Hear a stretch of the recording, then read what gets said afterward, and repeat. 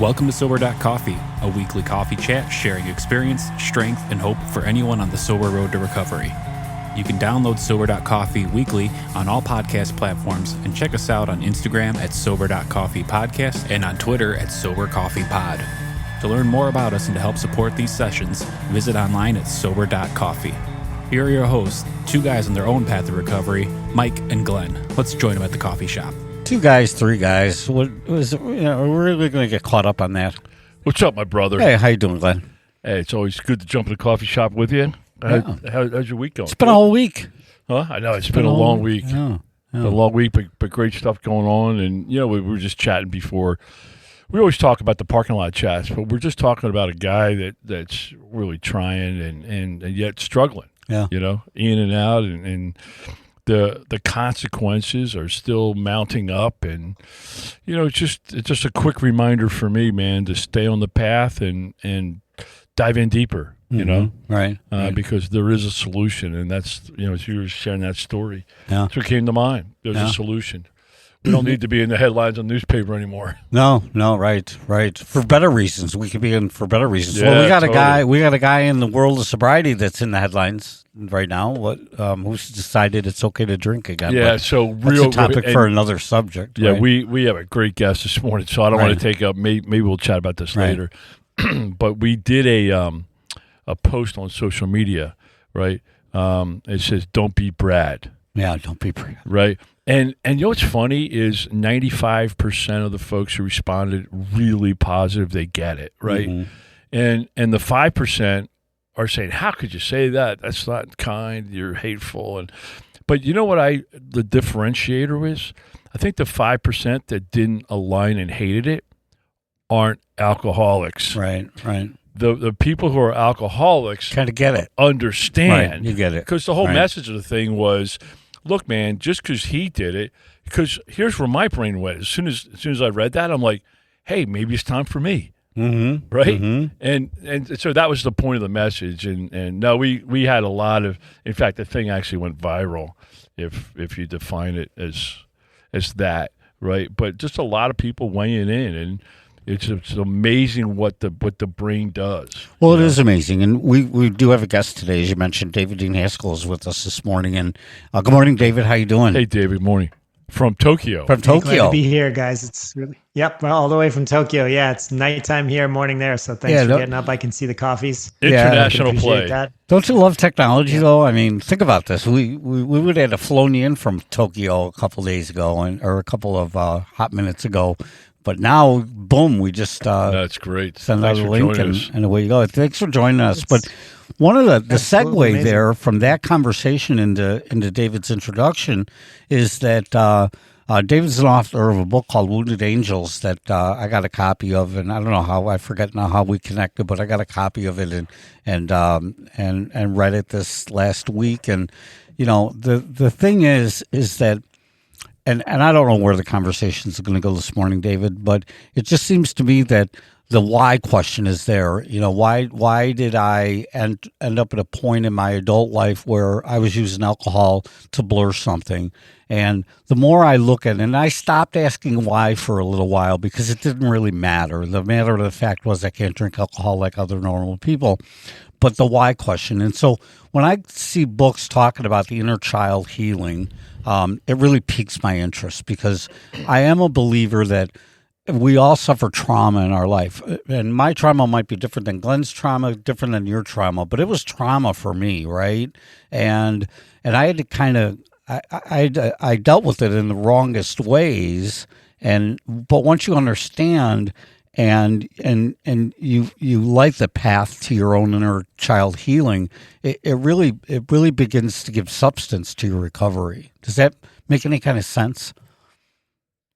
Oh, it makes all the sense in the world, and I completely resonate with what you're saying because, I mean, yeah, like everybody has their own trauma, their own difficulties, and you see people who were traumatized as kids and they don't become addicted. They don't become alcoholics. Right. And then you see other people, right? And then you see people and they say, well, I don't know, because I had a pretty okay childhood, you know, this or that happened, but my parents loved me and whatnot. And they become alcoholics, drug addicts, or other types of addicts. So it's not necessarily one goes with the other, but when I started getting to the root of the healing process after I was able to be separated from alcohol, which I didn't do myself. If you're a believer in the 12-step style and whatnot, it was a spiritual experience for me. Right. I do call alcoholism a spiritual malady. Yeah.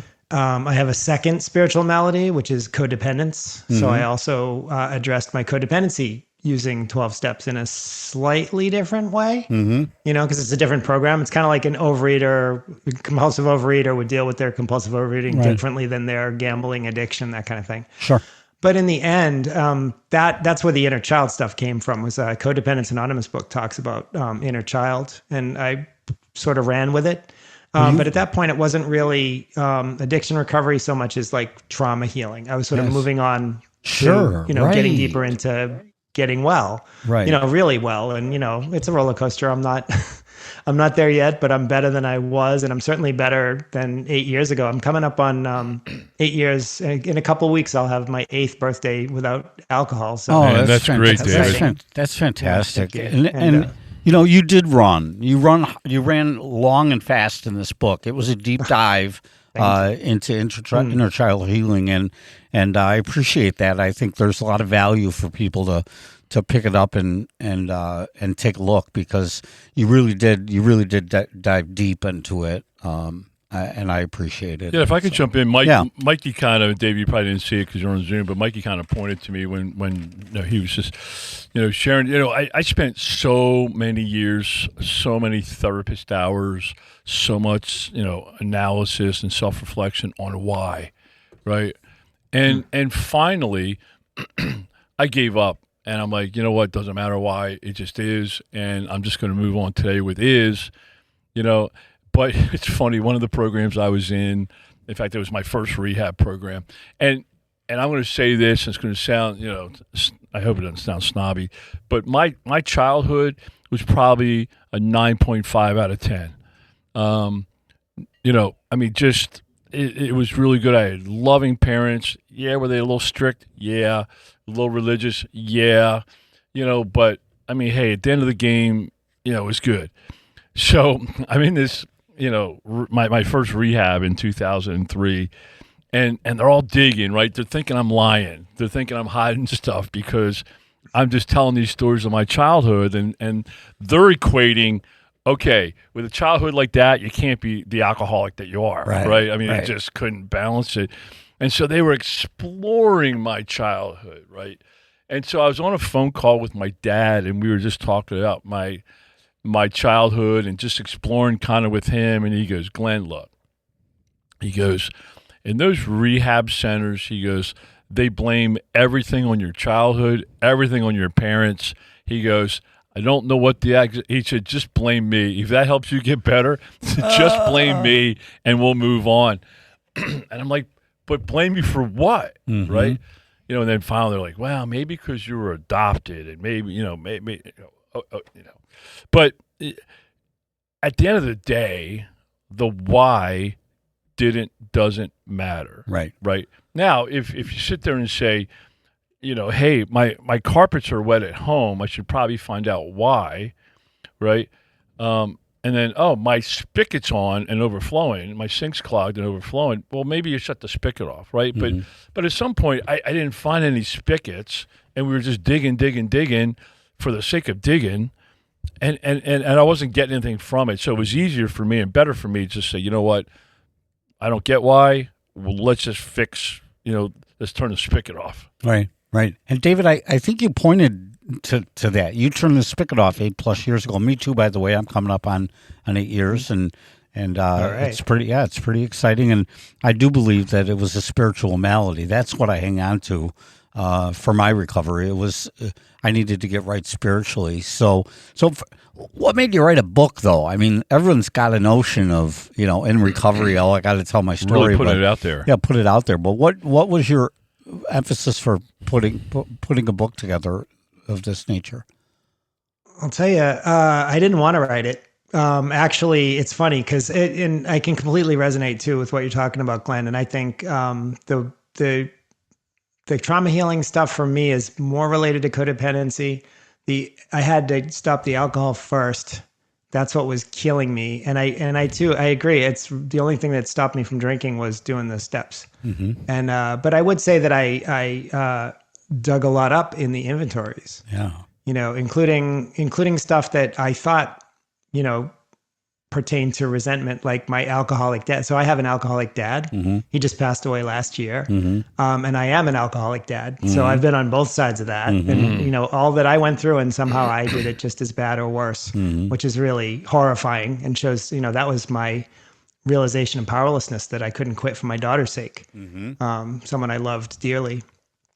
And so, the why in terms of quitting drinking, it was more just like, just follow the advice and get, get to a point where you're protected. And that took me a good couple of years. Sure. The thing is, for me, the triggers kept coming. I was still blowing up relationships, and even in 12-step and with sponsors, with friends, with, relatives, things were just still going nuclear all over the place. And I was so disheartened because I was done with the substances. I was sober, and yet I was still seemed to be getting worse, not better.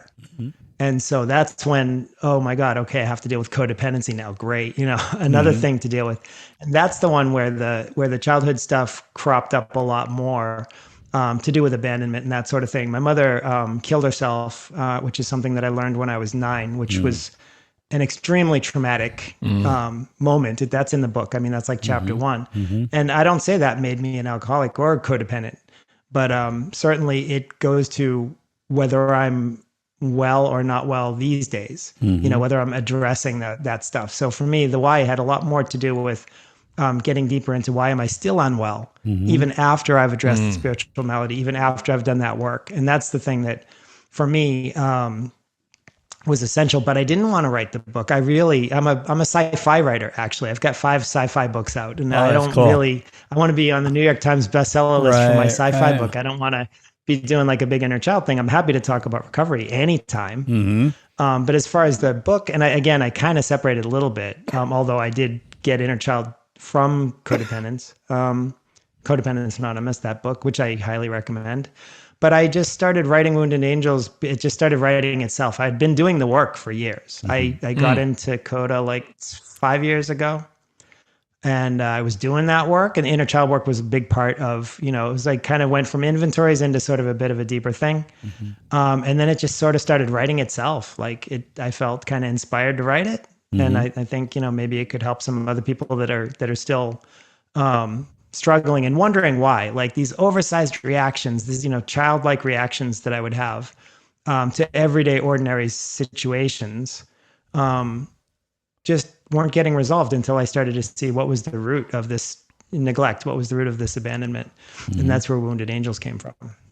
Awesome. My story, I had a dad who was killed in a car accident, with all kinds of rumors swirling around, at the time. In retrospect, I didn't hear them, but for me, that was a trauma. I remember the wake, and I was 3 years old, maybe 3 and a couple of months old. I remember the wake, and I described the wake to my older sisters, and they said they in fact, that's amazing. Substantiate the fact I was there. I remember details about the room that they couldn't remember at 3.5, right? It's one of my earliest childhood memories. But so I carried that. Again, at Glenn's point of trying to figuring out the why thing, it didn't matter to me. But now, like you, once I got past this not drinking, but yet my thinking was still very old school, Mike, right? I've learned to take a look at my inner child, and I just need to come to terms with that. I need to come to terms with the anger that I've certainly felt because now I'm dadless, right? So, I remember the event, so it had to impact me. And that's why I just think it's about healing more. It's getting in touch with that inner child and trying to figure out where things, just processing that, I appreciate so much. I take it eagerly. I approach this stuff eagerly because I want my foundation solid. I want to know that I've at least dealt with it. It might still bug me, but I've dealt with it. I haven't thrown it up on a closet shelf where it rears its ugly head every once in a while on Father's Day and Christmas and etc. Right? So who was the book written for? Tell me who the book is written for. I would say the book is written for people that are still struggling and still wondering, is this all there is? Am I ever going to get better? Mm-hmm. Because I would say, knowing yourself, what you're talking about, the inner child stuff, knowing yourself is a big part of it. And you get the 12-step, again, to thine own self be true, right, and know thyself, these kinds of things. A lot of recovery is getting to know the good and the bad, right? Because we get to see the dark side, and we get to, face it head on. We can't hide from it anymore. There's no more hiding. Do the inventories, do the amends, do all that kind of stuff, which it's really humbling and makes us realize that, we're not that great. And in fact, we can be pretty damaging. We can do some real harm, which is horrifying because personally, I didn't want to be a guy that went around doing harm. Right. Right. And these days I do a whole lot less harm. But getting to know myself, again, it's practical. Like Wounded Angels is, I was just writing the work as I was doing it. And I still do it. At the time I was doing it almost daily. So I wrote it like within a couple of months, pretty much daily. Nowadays, not so much daily, but when something comes up, when I start to feel uneasy or insecure, or like, right now, career-wise, I'm going through a lot. And, that small child comes up and like, you're always, your life is chaos. It's never going to be stable. You're not going to be okay. And it's like, oh, where's this coming from? And it's not coming from 55-year-old David who's sober, confident, have a lot of resources, a lot of friends, a lot of support. Right. No, it's coming from the kid that still thinks that, things are going to blow up again because they blew up. I'm sorry to hear. I say right. I mean, it did, right? And when I heard about you and talking about you were 3 years old, I was 4, losing a parent, that's nuclear for a child. And things stayed unstable because my dad was alcoholic. So from age 6 to 14, it was still unstable. Right. He was unpredictable. He would rage. He would say things to me when he was drunk that were traumatizing for a kid. Like, oh, I think me and your stepmother are probably going to divorce or whatever. And like, oh, really? Destabilize me some more. Guy. Little eggshells. Sure.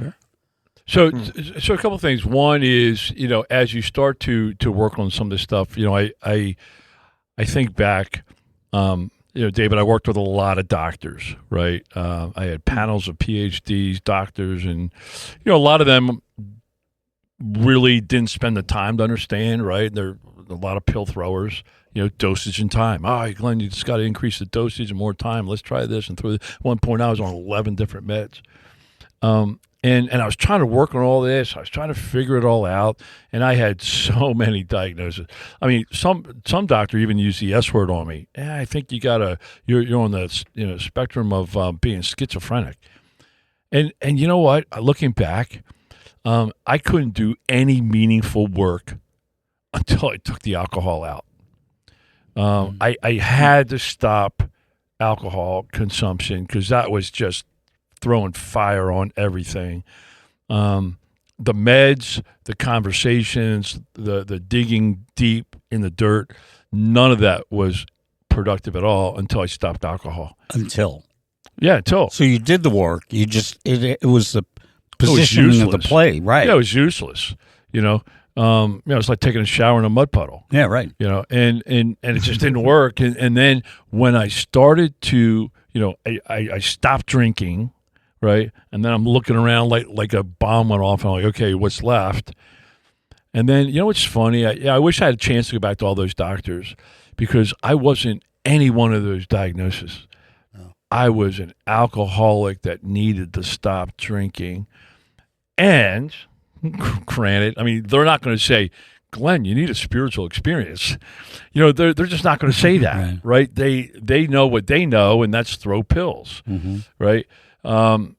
But I wish I had to go back and say, hey, let me educate you a little bit. I wasn't schizophrenic. I wasn't severely bipolar or GAD or all those different things. I didn't need 1,250 milligrams of Seroquel. I just didn't need all that. What I needed was the steps of the 12 steps of Alcoholics Anonymous. I needed that spiritual experience. Then, once you get the alcohol out and the drugs out, I stopped all 11 medications. I stopped drinking, and now I had a clean slate, right? I could start working on it. And David, what you said I really relate to is, even though you're almost 8 years sober, right? Even though you've got a lot of work and kind of insight and training and tools, right? I heard you reference some steps in AA and the 4 steps. And so clearly you have some tools, right? But life still happens. Yeah. Yep. And life still happens. Yep. And crap still happens. And what I heard and what I saw, kind of your nonverbal on Zoom was, you're okay in the storm, and I think sometimes for me, being okay is awesome, because I know the contrary. I know what's on the other side of okay, pain and disaster. Absolutely. And I can relate so much to your issues with the doctors, or your experiences with the doctors. I had very similar. They tried, my case, right? I struggled to be honest with them about the amounts that I was drinking, or that I was even having a problem with drinking. Okay, wait, David. So many of these Okay, stories. David, I own that part for quite a period of time. I wasn't honest, so Right. They can only work with so much. An alcoholic is a bitch to work with. Yeah. Because honesty is one of the biggest issues that we can't manage. That's right. And so I have my own opinions, and it's only my opinions about psychiatric and, over medication and whatnot. But I can tell my personal story about that, which is, yes, first of all, I wasn't able to be honest. So they were throwing all kinds of, medication in me that was mixing badly with alcohol. It was just a big, because are you kidding? I've had people talk to me about that. They come to me and they say, well, I'm drinking and I'm also taking these psych meds, but they're not working. And I'm like, well, did the doctor tell you to mix the psych meds with alcohol? Well, no, I didn't tell him. Maybe that's the cocktail that's not working, right? No, I didn't tell him. He would tell me don't drink. Right. But then, yes, after I was able to quit drinking, and I did, I was hospitalized here in Tokyo, and they gave me a bipolar diagnosis, which I actually agree with. I can feel it even to this day. This was 8 years ago when I did get rid of the alcohol, and they gave me the bipolar diagnosis, and they medicated me, which I couldn't stand. They kept asking what is the side effect? What's bothering him? Like, I don't feel like me. Like this, I feel like some other, but I tried to do it. And finally, with talking to people in AA, the sponsor and whatnot, people I trusted, said, I got to get off this shit. And they strongly encouraged me to stay and to tell the doctor, not to ghost the guy or, quit cold turkey and ditch, but just go tell the doctor. And I was afraid. I was really afraid to. I thought he was going to tell me what to do. He was going to tell me I was wrong. And this guy said to me, I strongly advise against it. You really need to take this medication for the rest of your life. It's quite dangerous for you to get off it. And I said, well, I'm going to get off it. Will you continue to see me and monitor me? And he agreed. He said he would.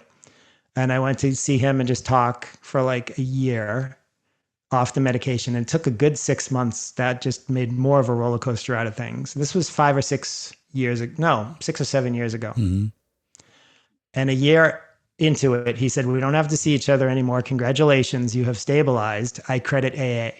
Wow. So I was like, awesome, thanks. And I said, again, I agree. I agree with the diagnosis. I can still feel the depression sometimes sneaks up on me. And when I identify it, then I can manage it. And the same thing with hypomania, which is the other side of it. But it's quite mild, and I cope with it through the grounding technique, the exercise, the meditation, the prayer. I have a very routine existence, which I love. And if you looked at it from the outside, you'd think it's boring as hell, but I love it. Every morning I go down to the beach, ride my bike, and do all that kind of stuff, and stay very grounded and very self-reflective, self-aware, all that stuff. And I think that's how I manage the mental health condition, because I do think there's 4 types of health. There's physical health, mental health, emotional health, and spiritual health. Right. And any one of those can be out of whack. All 4 of them could be out of whack. You could be nailing the emotional health and, doing horrible with all the other 3. And I think when you look at Wounded Angels, that talks a lot about emotional health and, the ups and downs of that, but it's not a mental health book or, physical health, whatnot. And spiritual health is certainly something that 12-step can help a lot of people with and helped me with. Right. Well, I can't believe our half hour is already at top. So I know, right? So really, really good stuff. Really appreciate and enjoyed having you on. Kind of last shout out to the guy. We through our feedback, there's a lot of people that are sober curious. Kind of last shout out from David Dean Haskell. What should they be thinking right now? What should their next step be? They're sober curious. They're kind of battling. Alcohol isn't working for them the way it was before. Or for those that are listening that have kind of conquered the alcohol thing and now their thinking isn't quite working for them as well, and they're finding themselves in a non-controlled way. Anyway, what's your shout out to them? What's your last piece of advice, or first piece of advice, I should say? Yeah. My advice would be, if you're in pain, keep seeking answers. You can find help. Help is out there. It's all over the place. You can send me an email. Just go to my website, daviddeanhaskell.com. Awesome. You can you reach out to me, reach out to 12-step. And if you don't like 12-step, try, talk to a doctor, talk to some people. Don't give up hope on yourself, because, it's better to be better. It's better to be feeling better. Better to be better. I like that. Love it. David, thank you so much. Wounded Highly Angels. recommend the book, Wounded Angels. It'll be link will be in the resource room. What's the best way for people to buy it, though? Should I link them right to Amazon, or is there a special way you'd like to get them? Yeah. Okay. Great. We'll do that. No, Amazon's great. My website, daviddeanhaskell.com, you can get it there too. And I just finished doing the audiobook with my own voice. So if you like my voice on the side. Nice work, David. Snap. Nice work. Well, what a pleasure to meet you. Thank you very much for taking the time. Great to meet you and Wounded Angels. And I hope we meet again. Yeah. Take care of yourself, David. Thanks, David. Thank you. Thank you so much. Bye-bye. Thanks, guys. Thanks for joining us for today's coffee chat. To contact the show, email us at podcast@Sober.Coffee. If you need immediate help, the AA hotline is 800-839-1686. The National Suicide Prevention Hotline is 800-273-8255. Remember, Mike and Glenn are sharing their own journey on the path to recovery. Any suggestions, medical or otherwise, are their own experiences and should not be viewed as professional advice. See you next week, and remember, there is a solution. Stay safe in the city of Chicago.